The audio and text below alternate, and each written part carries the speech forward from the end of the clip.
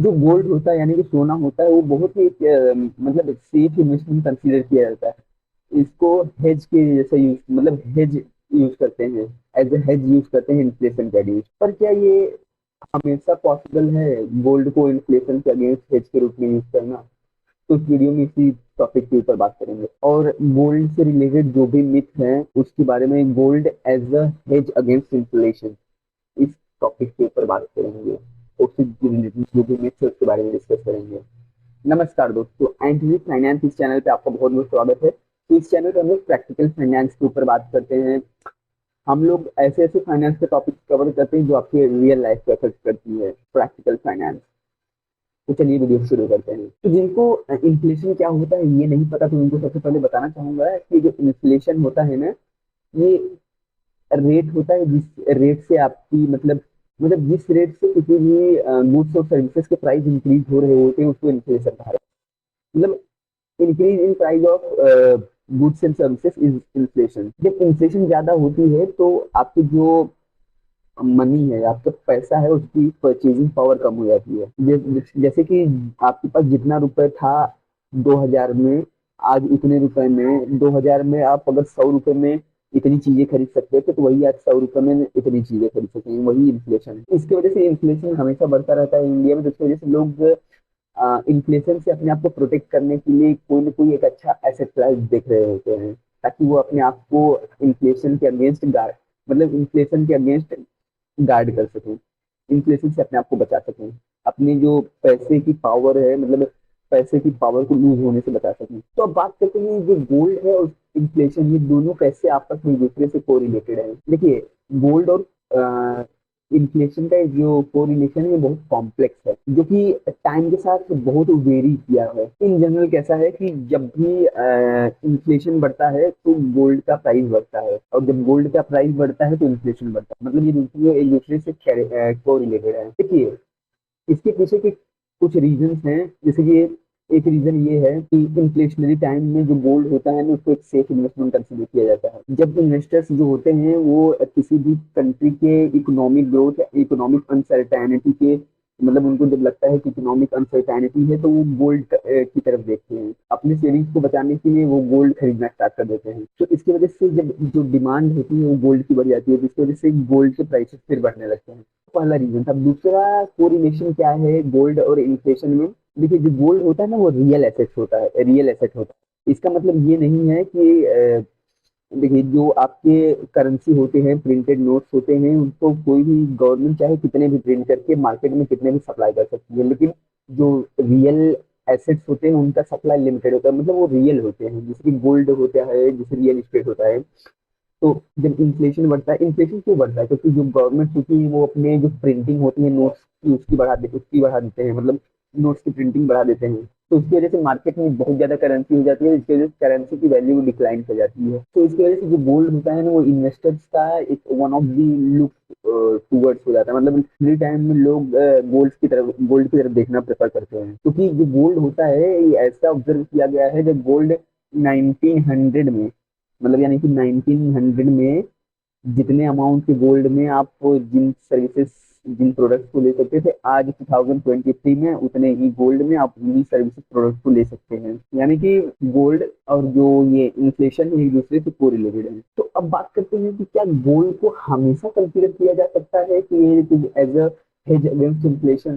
क्या कभी हिस्ट्री में ऐसा नहीं हुआ कि किसी टाइम में इन्फ्लेशन भी बहुत ज्यादा हो और गोल्ड के प्राइसेस भी नीचे जा रहे हों? जनरली ऐसा नोटिस करते हैं हम लोग कि भैया अब इन्फ्लेशन ऊपर जा रहा है तो गोल्ड की प्राइसेस भी ऊपर जा रहे हैं।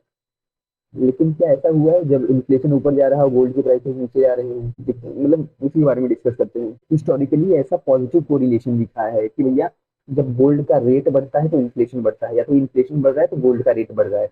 ऐसा पॉजिटिव कोरिलेशन है, हिस्टोरिकली ऐसा देखा गया है। पर ये नोट करने वाली बात है, ये अपने मतलब हमें कंसिडर करना है कि जो गोल्ड है ना वो हमेशा एक अटूट, एक बेचूक इन्फ्लेशन के अगेंस्ट। हिस्ट्री में ऐसे भी कुछ टाइम नोटिस किए गए हैं जब इन्फ्लेशन बढ़ रही थी, at the same time gold के प्राइसेस भी कम हो रहे थे। एग्जाम्पल मैं आपको देके समझाता हूँ। 1980s में ना जो इन्फ्लेशन था यूनाइटेड स्टेट्स में, अमेरिका में, वो इन्फ्लेशन डबल डिजिट क्रॉस कर चुका था।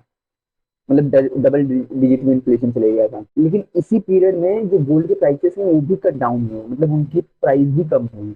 जनरली ऐसा नहीं होता, लेकिन उनकी प्राइस कम हुई। इसके पीछे का रीजन क्या था कि जो फेडरल है ना, जो फेडरल रिजर्व है ना, उसने इंटरेस्ट रेट बहुत बढ़ा दिए थे। जो फेडरल रिजर्व है वो इन्फ्लेशन को कंट्रोल करने के लिए उन्होंने मतलब इन्फ्लेशन कंट्रोल करने के लिए इंटरेस्ट रेट बढ़ा दिए। तो लोग जो इन्वेस्टर्स थे वो गोल्ड को एज ए सेफ इन्वेस्टमेंट न देख के वो बॉन्ड्स में इन्वेस्ट करना स्टार्ट कर दिए। तो इसकी वजह से गोल्ड से ज्यादा रिटर्न वो बॉन्ड्स और फिक्स्ड इनकम सिक्योरिटी होती है उनमें कमा पाने लगे। तो उस टाइम पे ऐसा नोटिस किया गया था कि लोग और किसी एसेट की तरफ लुक टूवर्ड्स कर रहे हैं, इन्फ्लेशनरी इतना इन्फ्लेशन होने के बावजूद भी। ये तो 1980 का यूएस का एग्जाम्पल था।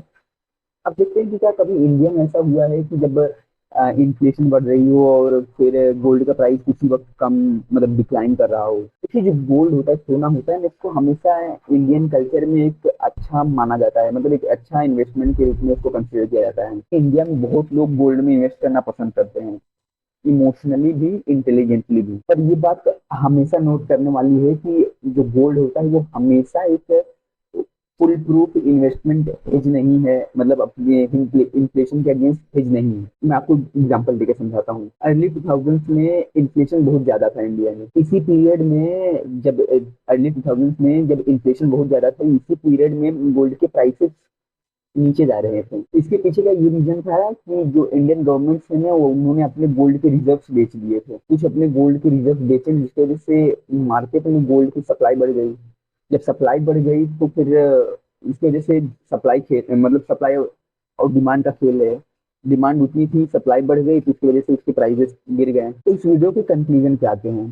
देखिए जो गोल्ड होता है ना, उसको इन्फ्लेशन के अगेंस्ट हेज के रूप में यूज कर सकते हैं, लेकिन एक लॉन्ग टर्म में। पर इस बात को भी नोटिस करना, इस बात को भी नोट करना, इस बात को भी इम्पोर्टेंट होना बहुत ज्यादा जरूरी है कि जो गोल्ड है वो हमेशा मोस्ट ऑफ द टाइम वो इन्फ्लेशन के अगेंस्ट गार्ड करता है। पर कुछ time due to some circumstances वो गार्ड अगेंस्ट नहीं कर सकता, नहीं कर पाता ड्यू टू सम रीजन। और जैसे मैंने आपको बताया था कि हिस्ट्री में कुछ ऐसे टाइम्स भी हैं जब इन्फ्लेशन तो बढ़ ही रहा था, लेकिन साथ ही साथ गोल्ड के प्राइसेस भी डिक्लाइन हो रहे थे, वो ड्यू टू सम रीजन थे, लेकिन ऐसा हो रहे। देखिए जो भी इन्वेस्टर है, जो भी गोल्ड में इन्वेस्ट करना चाहता है अपने इन्फ्लेशन को, मतलब as a hedge against inflation, inflation के अगेंस्ट हेज के रूप में, तो उनको जो गोल्ड से रिलेटेड जो भी मतलब रिस्क एसोसिएटेड हैं उसको कंसिडर करना बहुत ज्यादा जरूरी है। सबसे पहली बात तो सबसे अच्छी बात तो ये है कि आपको अलग अलग एसेट क्लासेस में अपने इन्वेस्टमेंट को डाइवर्सिफाई करके रखना चाहिए। अगर आप सिर्फ एक पर्टिकुलर एसेट क्लास में अपना पूरा इन्वेस्टमेंट कर देंगे और अगर वो एसेट क्लास फेल होता है, मतलब ड्यू टू सम रीजन उसमें गिरावट आती है, तो फिर वो आपका ओवरऑल पोर्टफोलियो रेड हो जाएगा, मतलब लॉस में जा सकता है। कुछ एडिशनल टिप्स दे देना चाहता हूँ जिनको गोल्ड में इन्वेस्ट करना है उनके लिए। देखिए आपको अपने पूरे पैसे को, पूरे इन्वेस्टमेंट को सिर्फ एक गोल्ड में ही इन्वेस्ट नहीं करना चाहिए। जो गोल्ड होता है ना, ये एक वॉलेटाइल एसेट है, तो इसकी जो प्राइस है ना कभी फ्लक्चुएट कर सकती है। सब गोल्ड में इन्वेस्ट करने से पहले आपको कंसिडर करना पड़ेगा कुछ, मतलब देखिए हर एक एसेट क्लास रिस्की होता है। इन्वेस्टमेंट का दूसरा नाम ही रिस्क होता है, पर आप उसको लॉन्ग टर्म में, शॉर्ट टर्म में कर रहे हैं, क्या किस माइंडसेट के साथ अप्रोच कर रहे हैं, वो बहुत ज्यादा जरूरी हो जाता है। गोल्ड जो है वो कुछ इन्वेस्टर्स के लिए बहुत अच्छा हो सकता है और वहीं कुछ इंडिविजुअल्स के लिए बहुत खराब भी हो सकता है एज एन इन्वेस्टमेंट। और आपको अपने पोर्टफोलियो को अलग अलग एसेट एसेट क्लासेस में डिवाइड करके, मतलब अपने पोर्टफोलियो को अलग अलग एसेट क्लासेस में डाइवर्सिफाई करके रखना चाहिए, ताकि आपका जो एक पर्टिकुलर रिस्क कॉन्सेंट्रेट, मतलब जो कॉन्सेंट्रेशन है किसी एक पर्टिकुलर एसेट क्लास में न रहे। आप अलग अलग एसेट क्लास के जो मतलब वैल्यू इंक्रीज है उसका फायदा ले सकें, और उसकी वजह से आपका जो ओवरऑल रिस्क है वो भी कम हो जाएगा। उम्मीद करता हूँ कि आपको गोल्ड के ऊपर ये वीडियो अच्छा लगा होगा। कि देखिए गोल्ड को बताना चाहूंगा, मतलब इससे आपको इतना समझ में आ गया कि गोल्ड एक अच्छा इन्वेस्टमेंट ऑप्शन है इन्फ्लेशन के अगेंस्ट अपने आप को सेव करने के लिए, but not always. Most of the time ये है, बट समटाइम्स ऐसा नहीं भी है। तो उम्मीद करता हूँ आपको ये वीडियो अच्छा लगा होगा, और भी ऐसे प्रैक्टिकल फाइनेंस वीडियोस को देखने के लिए एंड फाइनेंस चैनल को सब्सक्राइब कर लीजिए। जय हिंद।